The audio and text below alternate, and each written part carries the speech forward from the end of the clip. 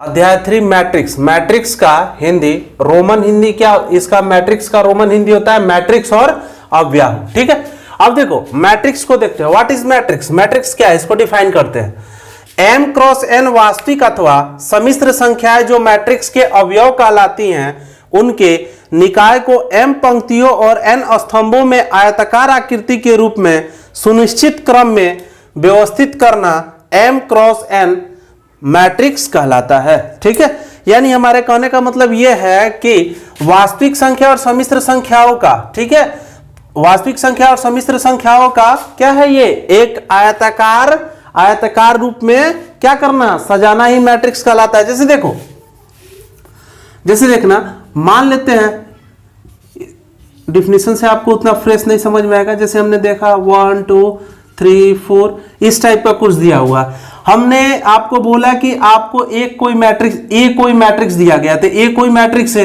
बात यहाँ पे अवयव का आया हुआ है। अवयव क्या चीज है? तो मैट्रिक्स के अंदर, यानी जो वास्तविक संख्या और सम्मिश्र संख्या जो दिखाई देती है ना, यही क्या कहलाता है, अवयव कहलाता है। तो हम लोग क्या बोलेंगे मैट्रिक्स ए के अंदर कितना है, 4 अवयव है। कौन कौन? 1 2 3 4। तो वही चीज बोला है, m क्रॉस n वास्तविक अथवा सम्मिश्र संख्याएं जो मैट्रिक्स के अवयव कहलाती है, मैट्रिक्स के अवयव कहलाती हैं, उनके निकाय को, ठीक है, उनके निकाय को m पंक्तियों और n स्तंभों में आयताकार रूप में, ठीक है, ये तो स्क्वायर रूप हो गया, आयताकार रूप में, ठीक है। अब स्क्वायर और आयताकार क्या होता है आगे पढ़िएगा, ठीक है। अभी देखना, आयताकार आकृति के रूप में सुनिश्चित क्रम में व्यवस्थित करना m क्रॉस n मैट्रिक्स कहलाता है। ठीक है, अब m क्रॉस n क्या है? m क्रॉस n क्या है? देखो m क्या है, यहाँ पंक्तियों की संख्या, और n क्या है, स्तंभों की संख्या। इसको हम लोग ऑर्डर भी बोलते हैं। जैसे ही हमको कोई मैट्रिक्स दे दिया, बोलेगा इसका ऑर्डर बताओ, तो इसका ऑर्डर के लिए हम लोग क्या करेंगे, लिखेंगे m गुने n।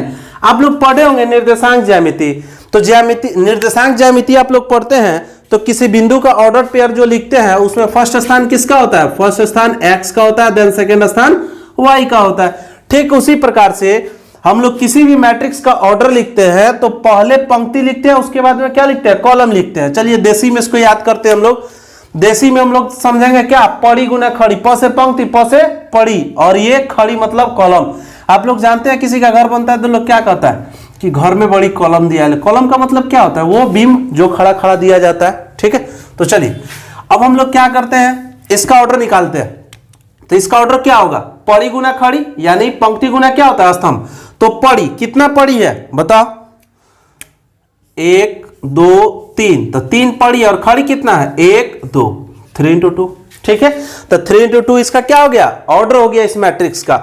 अब इसके जस्ट बाद देखो, अगर आपसे बोला जाता है कि ये ए मैट्रिक्स है, उसमें अवयवों की संख्या बताओ, तो आप काउंट करोगे 1 2 3 4 5 6, यानी 6 है, अवयवों की संख्या 6 है। तो अगले बार से आप लोग ऐसे काउंट नहीं करोगे। अगर अवयवों का संख्या पूछा जाए तो आप जो ऑर्डर है उसको मल्टीप्लाई करके क्या करोगे, बता दोगे कि इतना हुआ। देखो ना, ऐसे मल्टीप्लाई किए तो 6 आ ही गया, तो इधर काउंट करने की कोई जरूरत नहीं है। चलिए अब क्या करते हैं, ये मैट्रिक्स है, मैट्रिक्स को सूचित करने का तरीका देखो। कोई भी वास्तविक संख्या और सम्मिश्र संख्या, अगर वास्तविक संख्या और सम्मिश्र संख्या ऐसे ब्रैकेट या ऐसे ब्रैकेट या ऐसे ब्रैकेट द्वारा घिरा हुआ दिख जाए तो उसको हम लोग क्या बोलेंगे कि ये मैट्रिक्स है। यानी मैट्रिक्स को सूचित करने का ये ब्रैकेट हो सकता है, ये हो सकता है, नहीं तो ये हो सकता है, तीनों हो सकता है। ठीक है, इसके बाद में हम लोग पढ़ेंगे अवयवों के प्रकार, यानी मैट्रिक्स के प्रकार। चलो, तो फर्स्ट नंबर में हम लोग पढ़ते हैं क्षैतिज मैट्रिक्स। फर्स्ट नंबर में हम लोग पढ़ते हैं क्षैतिज मैट्रिक्स। तो क्षैतिज मैट्रिक्स में क्या होता है, देखो, जिस मैट्रिक्स की स्तंभों की संख्या, स्तंभों मतलब क्या, खड़ी, जिस मैट्रिक्स में स्तंभों की संख्या पंक्तियों की संख्या से अधिक हो उसे क्या कहते हैं, क्षैतिज मैट्रिक्स बोलते हैं। ठीक है, चलिए सबसे पहले तो इसका हम लोग क्या करते हैं, ऑर्डर निकालते हैं। ऑर्डर निकालना आप जानते हैं, पड़ी गुना खड़ी। पड़ी देखो 1 2, 2 पड़ी, और खड़ी कितना, 1 2 3, तो 3 खड़ी हो गया, पड़ी गुना खड़ी। और आप क्या जानते हैं, खड़ी को ही स्तंभ बोलते हैं। और यहां साफ साफ देखो दिया हुआ है, स्तंभों की संख्या पंक्तियों की संख्या से अधिक हो। तो देखो, तो स्तंभ का संख्या पंक्ति से ज्यादा है ना, इसलिए ये क्या कहलाया है, क्षैतिज मैट्रिक्स कहलाया। इसके जस्ट बताओ ऊर्ध्वाधर मैट्रिक्स। ठीक है, ऊर्ध्वाधर मैट्रिक्स में क्या होता है, जिस मैट्रिक्स की स्तंभों की संख्या पंक्तियों की संख्या से कम हो, जिस मैट्रिक्स की स्तंभों की संख्या पंक्तियों की संख्या से कम हो उसे क्या कहते हैं? ऊर्ध्वाधर मैट्रिक्स कहते हैं, उसे ऊर्ध्वाधर मैट्रिक्स कहते हैं। चलिए एग्जांपल के तौर पे दिया गया है मैट्रिक्स ए इक्वल टू क्या दिया है 1 2 3 4 5 6। ठीक, इसका ऑर्डर लिखते हैं हम लोग। ऑर्डर क्या होगा इसका? पड़ी गुना खड़ी। तो पड़ी कितना है इसमें? कितना पड़ी है? 3 पड़ी है, 1 2 3, 3 पड़ी और खड़ी देखो 1 2, 2 खड़ा है। ठीक है, तो यहां साफ साफ डिफिनेशन में क्या बोला है? वैसा मैट्रिक्स या वैसा अव्याहु कि स्तंभों की संख्या पंक्तियों से कम होता है। तो ये स्तंभ है ना है और ये पंक्ति है, तो देखो क्या है, स्तंभों की संख्या पंक्ति से कम है कि नहीं है। चलिए इसके बाद पंक्ति मैट्रिक्स देखते हैं। पंक्ति मैट्रिक्स किसे कहते हैं? वैसा मैट्रिक्स या वैसा अव्याहु जिसमें केवल एक पंक्ति हो उसे पंक्ति मैट्रिक्स कहते हैं। इसका ऑर्डर लिखो तो पंक्ति मैट्रिक्स का पड़ी अगुना खड़ी कितना? 1 2 3, 3। यानी इसको क्या कर सकते हैं? 1 इंटू एन भी लिख सकते हैं। ये ऑब्जेक्टिव में देगा 1 इंटू एन दे देगा और बोलेगा ये किस प्रकार के मैट्रिक्स का ऑर्डर है। तो बताओ किस प्रकार के मैट्रिक्स का ऑर्डर है? 1 इंटू एन किस प्रकार के मैट्रिक्स का ऑर्डर है? बोलो। तो ये फर्स्ट स्थान पंक्ति का होता है, जिसका पंक्ति एक हो स्तंभ कुछ भी हो उसे मतलब नहीं है, वो क्या होगा? पंक्ति मैट्रिक्स होगा। स्तंभ मैट्रिक्स में आते हैं। स्तंभ मैट्रिक्स में केवल एक स्तंभ होता है, यानी वैसा मैट्रिक्स जिसमें केवल एक स्तंभ हो उसे स्तंभ मैट्रिक्स कहते हैं। ठीक है, इसका हमने एक एग्जांपल लिया मैट्रिक्स ए इक्वल टू 1 2 3। इसका ऑर्डर लिखते हैं पड़ी गुना खड़ी 1 2 3, 3 इंटू क्या हो जाएगा? 3 इंटू 1, यानी बोले तो इसको क्या लिख सकते हैं? n into 1। अब देखो आपको क्या कहेगा क्या है? ये दे देगा ऑर्डर, बोलेगा बताओ ये किस प्रकार के मैट्रिक्स का ये ऑर्डर है। तो n इंटू 1, 1 क्या है? ये आपका स्तंभ है, जिसका स्तंभ 1 और पंक्ति कुछ भी हो क्या कहलाता है? स्तंभ मैट्रिक्स कहलाता है। इसके जस्ट बाद हम लोग पढ़ेंगे वर्ग मैट्रिक्स और आयत मैट्रिक्स। ठीक है, square matrix and rectangular matrix. चलिए, जिस मैट्रिक्स में पंक्ति एवं स्तंभों की संख्या, ठीक है, जिसमें पंक्ति और स्तंभों की संख्या बराबर हो, यानी पड़ी गुना खड़ी दोनों बराबर हो जाए तो वर्ग मैट्रिक्स। और जब पड़ी और खड़ी दोनों आपस में बराबर नहीं हो तो उसको क्या कहते हैं? आयत मैट्रिक्स। देखो यहां लिखा हुआ है, लेकिन यदि पंक्तियों की संख्या और स्तंभों की संख्या बराबर ना हो तो उसे क्या कहते हैं? आयत मैट्रिक्स। ठीक है, जल्दी यहां तक आप लोग नोट कीजिए, फिर उसके बाद इसका एग्जाम्पल देते हैं और आगे बढ़ेंगे। जल्दी नोट कीजिए।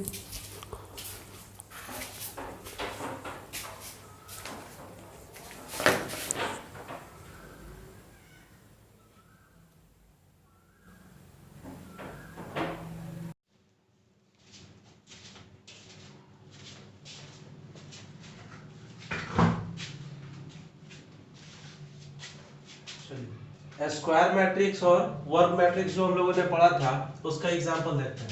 देखिए, कोई हमारा मैट्रिक्स ए है जिसका अवयव 1 2 3 4 है। चलिए तो इसका हम लोग क्या करते हैं? इसका ऑर्डर लिखते हैं। ऑर्डर में क्या लिखते हैं? पड़ी गुना खड़ी। पड़ी क्या है? पड़ी क्या है बोलिए? पड़ी 1 2, यानी 2, खड़ी 1 2, यानी 2 इंटू 2। तो हमने क्या बोला था कि अगर पंक्ति की संख्या और स्तंभ की संख्या यानी पड़ी गुना खड़ी इक्वल हो जाए तो क्या बोलते हैं? वर्ग अव्याहु। तो ये हो गया हमारा वर्ग अव्याहु।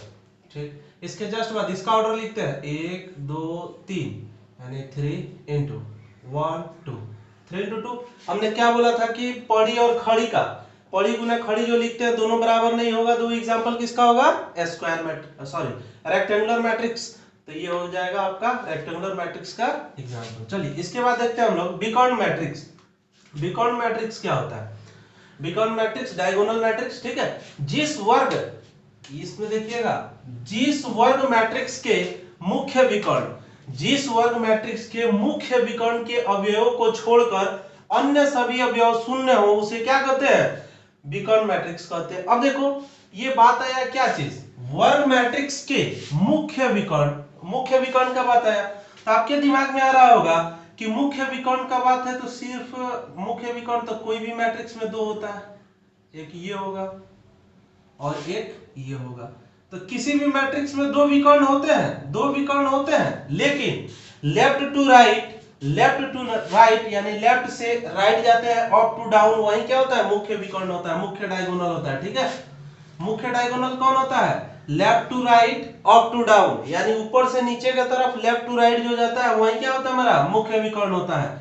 जैसे 1 0 0 0 1 0 0 0 1 हमने लिखा था तो इसमें आपको बोला, इसमें हमने बोला कि मुख्य विकर्ण को छोड़ करके, तो देखो किसको काउंट किया गया, left to right up to down, यानी इसको मुख्य विकर्ण माना गया। विकर्ण तो किसी भी मैट्रिक्स में दो होते हैं, एक ये लेफ्ट टू राइट, एक क्या होता है, एक होता है लेफ्ट टू राइट। देखो left to right up to down, ये भी लेफ्ट टू राइट ही होता है, तो क्या होता है, डाउन टू अप होता है। लेकिन क्या होता है हम लोग का मेन विकर्ण, विकर्ण तो दो होता है लेकिन मेन विकर्ण क्या होता है, left to right up to down वाला, यानी यहां से यहां ये वाला होता है, ठीक है, मुख्य विकर्ण। तो चलो क्या बोला गया, मुख्य विकर्ण के अवयवों को छोड़कर बाकी सब शून्य होना चाहिए। तो देखिए, तो ये मुख्य विकर्ण है, ये छोड़कर बाकी सब शून्य है, ये मुख्य विकर्ण है, इसको छोड़कर बाकी सब शून्य है, ये मुख्य विकर्ण है, इसको छोड़कर बाकी सब शून्य है। चलिए अब इसके जस्ट बाद अदिश मैट्रिक्स। अदिश मैट्रिक्स क्या है, अगर आपको विकर्ण मैट्रिक्स पता है तो अदिश मैट्रिक्स भी पता ही हो जाएगा, ठीक है।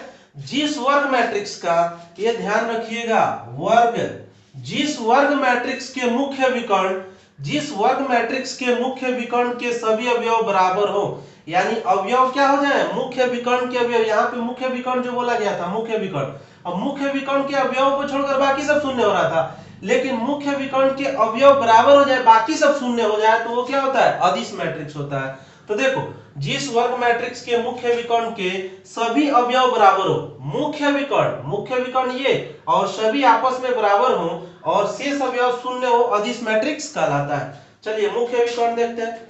हमने देखा मुख्य विकर्ण ये है, इसको छोड़कर बाकी सब शून्य है, और साथ साथ में हमने भी देखा क्या हो गया, ये दोनों इक्वल है। यहां हमने देखा मुख्य विकर्ण ये है, ये सब आपस में इक्वल है, इसलिए ये क्या हो गया, स्केलर मैट्रिक्स हो गया। वैसा ही ये भी है, इक्वल है मुख्य विकर्ण, ये हो गया मुख्य विकर्ण। मुख्य विकर्ण के सभी अवयव क्या है, इक्वल है, बाकी सब शेष जीरो है, इसलिए ये क्या होगा, अदिश मैट्रिक्स होगा, ठीक है। यहां देखना, जब आपको विकर्ण मैट्रिक्स का बात बोला जाए तो ये सारा एग्जांपल इसमें आ सकता है, ये सारा एग्जांपल इसमें आ सकता है, लेकिन अगर वहीं आपको अदिश मैट्रिक्स का एग्जांपल पूछा जाए तो इसमें से मात्र वही आएगा जो मेन डायगोनल का अवयव क्या हो, इक्वल हो, जैसे ये इसमें आ सकता है, ठीक है। चलिए इसके बाद हम लोग देखते हैं 7 नंबर, एकांक मैट्रिक्स। एकांक मैट्रिक्स या तत्समक मैट्रिक्स, यानी आइडेंटिटी मैट्रिक्स या यूनिट मैट्रिक्स। एकांक मैट्रिक्स में देखो क्या होता है, सेम यही है कि जिस वर्ग मैट्रिक्स के मुख्य विकर्ण के सभी अवयव क्या हो, एकांक हो, ठीक है। यहाँ पे बराबर बोला था, लेकिन यहाँ पे क्या हो जाए, सब एक एक हो जाए, यानी इक्वल हो जाए। देखो इक्वल का मतलब 5 नहीं, 1 सब हो जाए, एकांक हो जाए। एकांक मैट्रिक्स एक वर्ग मैट्रिक्स है जिसके मुख्य विकर्ण के सभी अवयव इकाई होते हैं, ठीक है, इकाई होते हैं तथा शेष सभी अवयव शून्य होते हैं। तो चलो देखो, यहां हमने देखा एग्जांपल में 1 0 0 1, यहां देखो तो सबसे पहले हमको क्या बोला गया था, स्क्वायर मैट्रिक्स था, स्क्वायर मैट्रिक्स है ही। उसके बाद में क्या बोल रहा है कि मेन डायगोनल का जो अवयव है वो क्या होना चाहिए, एकांक होना चाहिए, तो एकांक है। तो चलो इसको हम लोग I2 से सूचित करते हैं, इसको हम लोग किससे, इसको I2 से सूचित करते हैं, क्यों, क्योंकि 2 into 2 का ऑर्डर है। इसको क्या करते हैं, 3 into 3 से सूचित करते हैं, क्यों, ये आइडेंटिटी मैट्रिक्स है ना, आइडेंटिटी मैट्रिक्स को I से सूचित करते हैं। I3 का मतलब होता है 3 into 3 का आइडेंटिटी मैट्रिक्स, ठीक है। तो इसके डिफिनेशन में हम लोगों ने क्या देखा, ये देखा कि वैसा वर्ग अवयव जिसके मुख्य विकर्ण के अवयव एकांक हो और बाकी सब शून्य हो, क्या कहलाता है, एकांक कहलाता है, यानी तत्समक मैट्रिक्स कहलाता है। इसके जस्ट बाद शून्य मैट्रिक्स या रिक्त मैट्रिक्स को देखेंगे। जिस मैट्रिक्स का प्रत्येक अवयव शून्य हो, यानी जिस मैट्रिक्स का प्रत्येक अवयव शून्य हो उसे शून्य मैट्रिक्स कहते हैं। इसे डार्क जीरो, डार्क शून्य, ये ऐसे देकर के इसको डार्क बनाया गया, ठीक है, डार्क शून्य द्वारा सूचित किया जाता है। जैसे हमने क्या लिखा, 2 into 2 का है, तो इसे हम लोग क्या लिख सकते हैं, 2 into 2 से सूचित करते हैं, 0 2 into 2 से सूचित करते हैं। देखो सारे अवयव 0 हो गए, इसका क्या हो गया, इसका भी सारा अवयव 0 हो गया। 3 into 3 का है, इसका ऑर्डर 3 into 3 होगा ना, तो 3 into 3 से सूचित करते हैं। चलिए इसके जस्ट बाद अब हम लोग पढ़ेंगे बराबर मैट्रिक्स, यानी दो मैट्रिक्स को बराबर तब बोलेंगे, दो मैट्रिक्स को बराबर तब बोलेंगे जब क्या हो, दोनों मैट्रिक्स को बराबर तब बोलेंगे जब दोनों मैट्रिक्स के संगत अवयव यानी कोरेस्पोंडेंस पार्ट अवयव क्या हो जाए, एलिमेंट क्या हो जाए, इक्वल हो जाए, ठीक है। तो चलो अभी तो हम लोग लिख इक्वल मैट्रिक्स, दो मैट्रिक्स ए और बी बराबर होंगे यदि मैट्रिक्स ए का क्रम इक्वल टू मैट्रिक्स बी का क्रम, यानी ए का जो ऑर्डर होगा मैट्रिक्स का वही ऑर्डर किसका, बी का भी होना चाहिए। मैट्रिक्स ए के प्रत्येक अवयव इक्वल टू मैट्रिक्स बी के संगत अवयव के बराबर होना चाहिए। ठीक है, इसका एग्जांपल हम आगे देखेंगे, जल्दी इसको नोट कीजिए।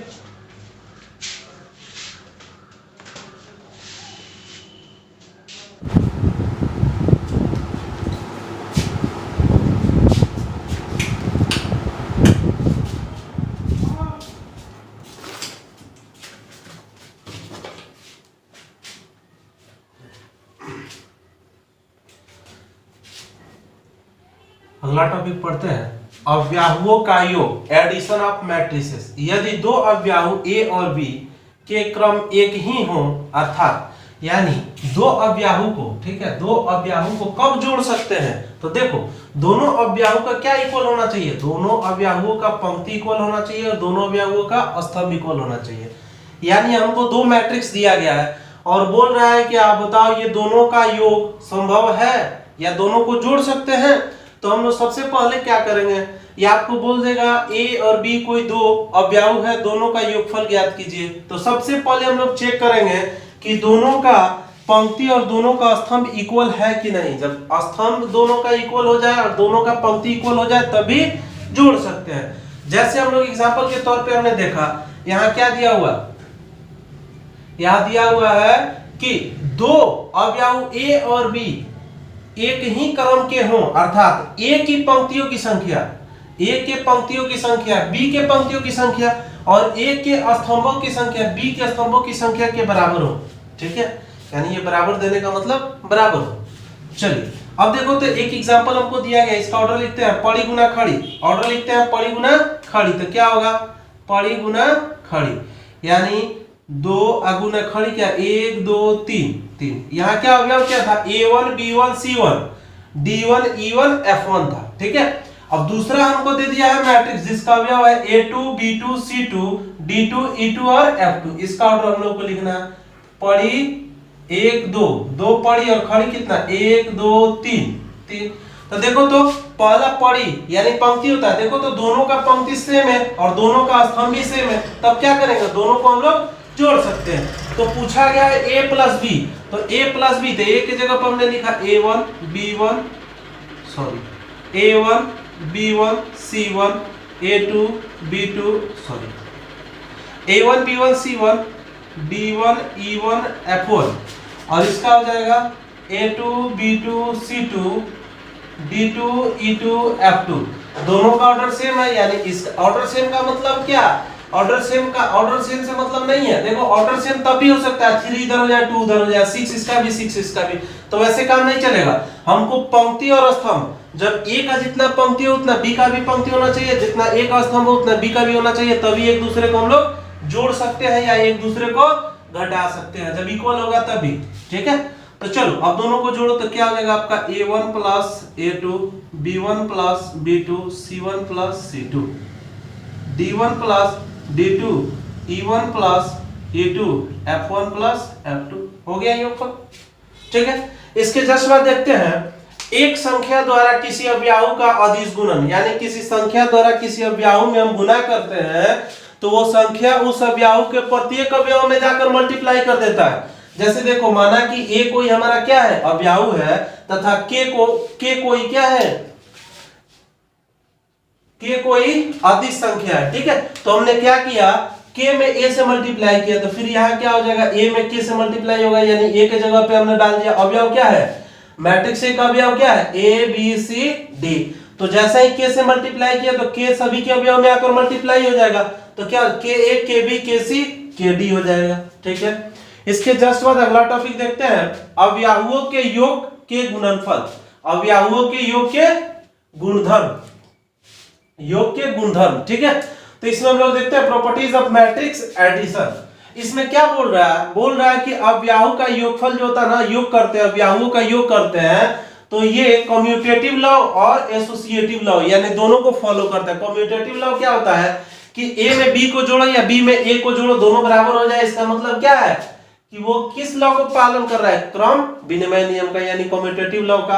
कम्यूटेटिव लॉ का एसोसिएटिव का मतलब होता है इसमें 3 मैट्रिक्स होता है, ठीक है, ए बी सी। हम लोग जब वेक्टर पढ़ रहे थे ना, वेक्टर जब पढ़े हैं तो वहां पे हम लोग को ये मिला है, और आप लोग भी पढ़े होंगे 11th में फिजिक्स पढ़े होंगे, फिजिक्स में मिला होगा आपको वेक्टर में, और यहाँ अभी 12 में आपको मैथ में मिलेगा जब आप लोग वेक्टर और 3D पढ़ेंगे, ठीक है। तो देखो यहाँ हम लोग देख रहे हैं अवयवों के योग का सहचार्य नियम, यानी associative law of addition of matrices.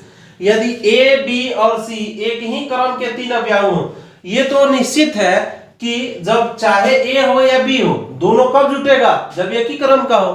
तो यहाँ जाहिर सी बात है एसोसिएटिव लॉ हमको देखने के लिए 3 मैट्रिक्स कम से कम चाहिए, सॉरी 3 मैट्रिक्स हमको चाहिए, 3 मैट्रिक्स चाहिए।